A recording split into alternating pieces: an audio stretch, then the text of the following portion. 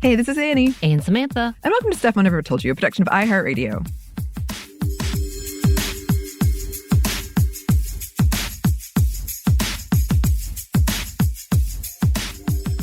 And welcome to another sub segment, Fictional Women Around the World, the first of 2024, and we are coming out the gate strong with this one. Samantha, I'm a little intimidated, but we're going to do it. Today, we are talking about 90s feminist icon, Xena, warrior princess. Oh. Yes. I couldn't believe we never talked about it, like in all of the hosts. Never. Really? No host talked about her? No. Not that I could find. I know. I was shocked. I mean, honestly, she was one of, if there was a, like, mother, that term, she would have been mother. Yes, I know. And I think some of you are probably mad that this is a sub-segment. It could be a whole episode. But this is what we're doing. Maybe we should come back. Maybe we should watch a few episodes and come back, because we need to talk about so many things in there. So many. Well, I guess I should come up front and say I've never seen an episode. I know. That's why I'm intimidated. I never saw it, but my friend Katie, who's been on this show, she loved it. I loved it. Oh, my God. Yeah. I loved it as well. It's been a long time, but it was something that I watched a lot of. Yes. Well, see, I was in so deep with Young Hercules, which, by the way, I think I found a way to purchase it yesterday. Oh, did you? Yes. That came after. Yes, it was 1999, I think. Yeah. And this was during that time. But yeah. Yeah. Anyway, I did not see any of it. I feel terrible about myself. I am ashamed. But I feel like, yeah, we need to remedy that. Because, I mean, I definitely liked Hercules, of course. Now I would never. But then when Xena came through and she was kind of the antagonist to Hercules and then got her own show, I was like, yes, obviously, yes. I must watch all of it. Yes, well, you were not alone. You were not alone. Okay, I'm ready. Keep going. I'm ready for this. All right. Yes, okay, cool. I hope you can step in and correct me if anything. It's been a long time. I don't think I can. Okay, cool. Well, here we go. This character was, yes, played by Lucy Lawless, and had a huge following. And there are so many essays, books, blog posts, what have you, that have been written about her. That was another thing that was kind of daunting for this one, but I love. Early fan conventions centered around Xena. I believe there are two that happen every year. One is in LA and one is in London. It did a lot to popularize genre-bending experimental episodes, like having a musical episode. There was going to be a reboot, but it has been indefinitely shelved. But yes, this character had a really huge impact. And I just want to do the opening narration, okay? In a time of ancient gods, warlords, and kings, a land in turmoil cried out for a hero. She was Xena, a mighty princess forged in the heat of battle. The power, the passion, the danger. Her courage will change the world. Love it. I love it. And it did. It did. Oh, definitely. Yeah, so Xena first appeared in the 1995 to 1999 series Hercules, Legendary Journeys, where she was popular enough of a character that the producer decided to give her her own spin-off show. So she went on to appear in Robert E. Tappert's 1995 to 2001 series. Sam Raimi was also involved in there. Xena, Warrior Princess, and then later the comic book by the same name. She's also appeared in an animated movie called The Battle for Mount Olympus. And she's been in a bunch of non-canon confirmed stuff, from games to books. At one point during its run, this show was the most popular show in the world, more than Baywatch. Like, this was a big hit. True story. The show focuses on Xena and her quest for redemption after spending time as a violent warlord. Her parents were Atreus and Cyrene, but at least one episode suggests Ares, the god of war, may be her biological father, which is interesting. We'll talk about that more in a second. When the character was first introduced in Hercules, she was, yeah, like you said, kind of an antagonist, kind of an outlaw. She'd spent like a decade looting and doing general rogue stuff. She tried to kill Hercules the first time they met, drawing him out after seducing his friend. So what happened was her army had turned against her, believing her weak for saving a child from their lieutenant. So she had originally tried to regain their trust and display her strength by killing Hercules and presenting them with his head. But thanks to some outside help, Hercules defeats Xena, but refuses to kill her, saying killing isn't the only way of proving you're a warrior. And that message really resonates with Xena, and she decides to join up with him to defeat her old army. In a later episode, they have a brief romantic moment. Hercules telling her she's got good in her. But Xena decides to break it off and go work on redeeming herself for her past actions, which is the main driving plot of her show. Xena quickly discovers redemption and her dark past are painful to take on, to the point she almost gives up on being a warrior completely. She's taking off her armor and weapons and bearing it, but she sees a group of children being attacked by warriors and she can't help herself from intervening. This is where she meets Xabrielle, a traveling bard who is incredibly inspired by Xena's strength and convinces Xena to let her travel with her, in part to document Xena's adventures. The two eventually become very close friends, and depending on who you're talking to, more than that. That is the one thing I remember people being upset about the show while I was watching it. They were very close. They were. We will talk about that more in a second. Don't worry. Xabrielle helps Xena make up with her mother and is there when she encounters Ares, who Xena rebuffs when he asks her to join him as warrior queen, which again, She also runs into a warrior whose family she had killed named Callisto, and Callisto helps Hope, who is the demon child of Xabrielle, kill Xena's son, Solon, who did not know Xena was his mother. Oof, drama. A friend of Xena's named Marcus died during his first good deed that Xena had convinced him, like, we need to give up this whole violent killing way. Let's do a good deed. And he died during the first good deed. And another son of hers tortures her mentor, Lao Ma, to death. Later, after their ally Caesar is betrayed by Brutus and killed, Xena and Xabrielle were crucified during the Ides of March. And then, of course, they were later revived, in part with the help of Callisto, who became an angel after Xena killed her. Then Xena gets pregnant with a so-called miracle child, prophesies to basically usher out the Olympian gods and usher in Christianity. In order to escape what they view as certain death, Xabrielle and Xena fake their own deaths, but Ares mucks everything up and he traps them in a cave of ice where they hibernate for 25 years.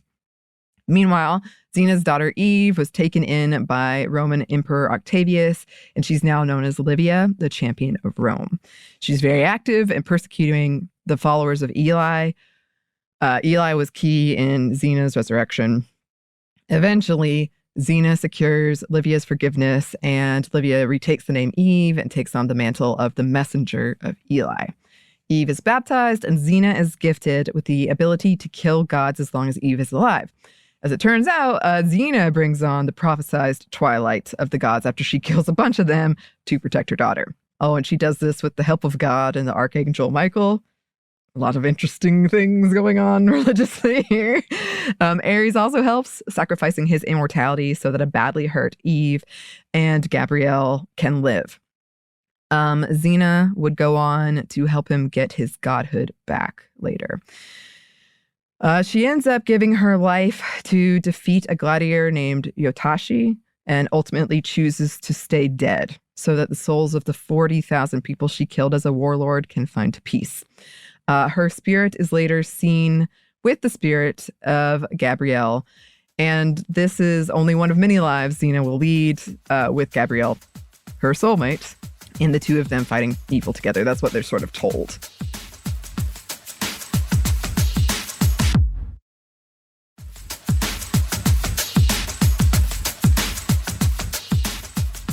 So, the series finale, which that's what that was, wasn't the most well received. Even some of the showrunners admitted that they think they flubbed it. So, but this idea that they had the death as redemption thing that we've talked about before, that was there since the very beginning. One of the writers said, wait a minute, ultimate redemption may be here if she's not brought back to life. So I think they were always kind of thinking that. She was supposed to die in the Hercules show originally, so it sounds like they just never gave up on that idea. But okay, that's the plot. Just very broad strokes. So, Xena was groundbreaking and important in a lot of ways. She was portrayed as the hero, the warrior, which was a role typically held by men, but she was still feminine, and she also still looked physically capable. Here's a quote I found from Wiley. She can be vulnerable as well as moody or cynical, but mostly she is happily active. Also, no matter what her plight, she always retains her dignity. For example, she effectively deals with sexual harassment in the teaser of the early episode, The Path Not Taken, quasi-casually beating off one dirty young fellow after the other. After that, personal remarks and lewd gestures quickly diminish and almost disappear from the series, and even the most macho-type opponents respect her as a warrior and a woman.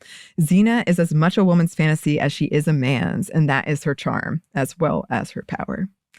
Yes. Here's a quote from Whoosh, which I think is a whole Xena fan site that's been around for a while.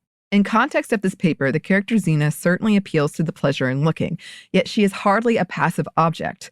Mulvey argues that for a male spectator, a male movie star's glamorous characteristics are thus not those of the erotic object of the gaze, but those of the more perfect, more complete ideal ego, because the character can make things happen and control events better than the subject/spectator. Why cannot a female hero serve such a function for a female spectator? Paula Graham posits a, quote, lesbian subjective space in which the female warrior is sexually objectified, but also identified with as phallic, desiring object. There is thus an identification with and desire for the masculinized female body, a space in which both protagonist and spectator occupy phallic positions in the relay.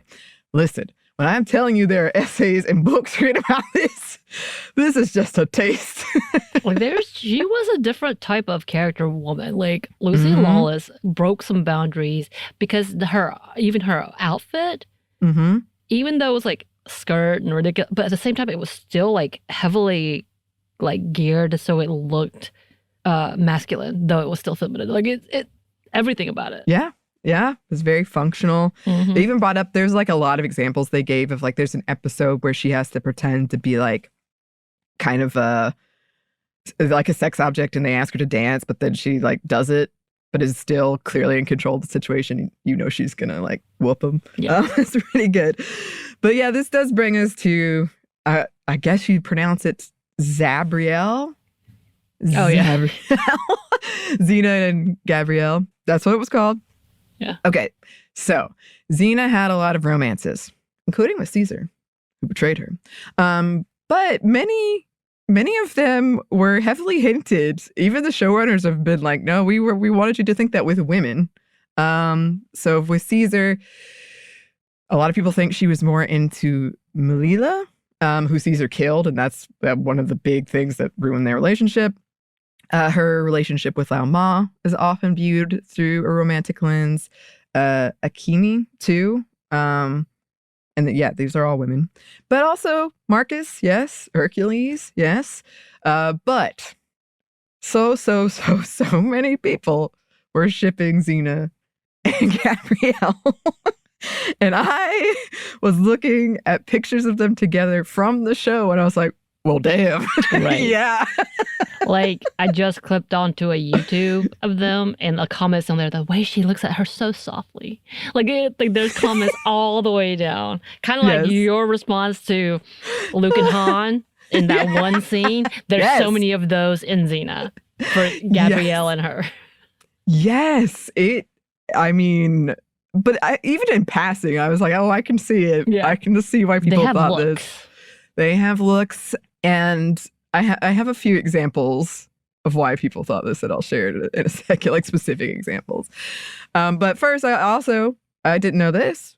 Subaru geared an ad towards a lesbian audience at one time, and it featured a license plate that read Xena Lover. So this was like, people knew about it. People knew about it. And this was coming out during third wave feminism. We've talked about a bunch of other characters from this time, especially like around witches, because of course we have. But there was a lot of this going on, and it was progressive in a lot of ways. It was mostly a white show, but now there's a lot of things people were writing about, and I was like, oh, that's sort of become more the norm. But at the time, it was pretty progressive. And one of the things people pointed out was she did have a black man as a love interest. Helen of Troy was played by a black woman. Cleopatra was played by Gina Torres, which I didn't know. And yeah, there were a lot of Asian characters. All of this, I cannot say how well they were represented. I haven't seen it. But Unfortunately, at the time, that was pretty like, oh, okay.